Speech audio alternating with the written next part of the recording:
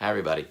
Amongst the 613 mitzvot in the Torah is the positive commandment to remember the heinous attack of the nation of Amalek against our ancestors only days after they left Egypt. Our rabbis teach us that the proper time to fulfill this mitzvah is the Shabbat before Purim. This Shabbat, that's why it's called Shabbat Zachor, the Shabbat of remembering, when we read from a second Sefer Torah just a few verses that remind us that we must remember. But why do the sages insist that the proper time to fulfill this mitzvah is the Shabbat before Purim? Why not the day before? Maybe 2 days before? One answer may be that as the Torah tells us the story of the attack of Amalek, it precedes that narrative with another narrative. The narrative of Hashem telling the Jewish people that he's going to send man, this miraculous food that came from the heavens. However, Hashem instructs the Jewish people, but not on Shabbat. Don't go out and collect the food on Shabbat because it won't fall.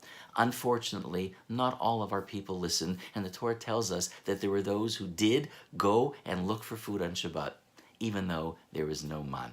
Perhaps the juxtaposition of the idea of observing Shabbat, of defining ourselves in a spiritual way, followed by an attack, maybe the juxtaposition teaches us is that when we are true to our identity as a nation, when we strengthen our values, when we become the nation that God wants us to become, we become strengthened. We become, in fact, stronger than those who seek our harm. And when the Jewish people turn their back on who they can be, that's when we become more exposed, more vulnerable to the forces of darkness that seek our harm. And as we go forward, perhaps that is what we should remember on Shabbat Zachor, when we embrace the possibility of being the great nation that God wants us to be in all its various manifestations. Then we will have the strength to withstand all the people and the forces that seek our downfall. It's a Torah thought. It only takes a moment. Shabbat Shalom, everybody.